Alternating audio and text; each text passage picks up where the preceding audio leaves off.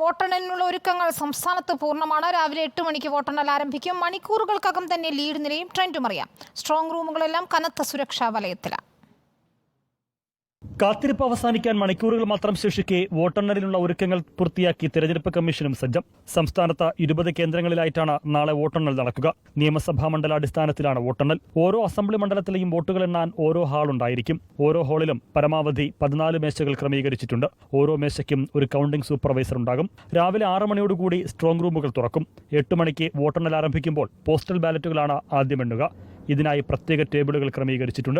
Voting യന്ത്രത്തിൽ രേഖപ്പെടുത്തിയ വോട്ടുകൾ 8:30 എണ്ണി തുടങ്ങും. മണിക്കൂറുകൾക്കകം തന്നെ ആദ്യ ഫലസൂചനകൾ പുറത്തുവരും. തെരഞ്ഞെടുപ്പ് കമ്മീഷന്റെ വെബ്സൈറ്റ് വഴിയും മൊബൈൽ ആപ്പ് വഴിയും ലീഡ് നിലയും ട്രെൻഡും അപ്പോൾ അറിയാനാകും.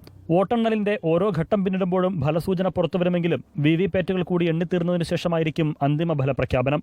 ഓരോ നിയമസഭാ മണ്ഡലത്തിലെയും തിരഞ്ഞെടുക്കപ്പെട്ട 5 പോളിംഗ് ബൂത്തുകളിലെ വോട്ടിംഗ് മെഷീനിലെ വിവിപാറ്റുകളാണ് എണ്ണുക. വോട്ടെണ്ണൽ കേന്ദ്രങ്ങളിൽ ചുമതലപ്പെടുത്തിയിട്ടുള്ള ഉദ്യോഗസ്ഥർക്ക് പല ഘട്ടങ്ങളിലായി പരിശീലനവും പൂർത്തിയാക്കി കഴിഞ്ഞു.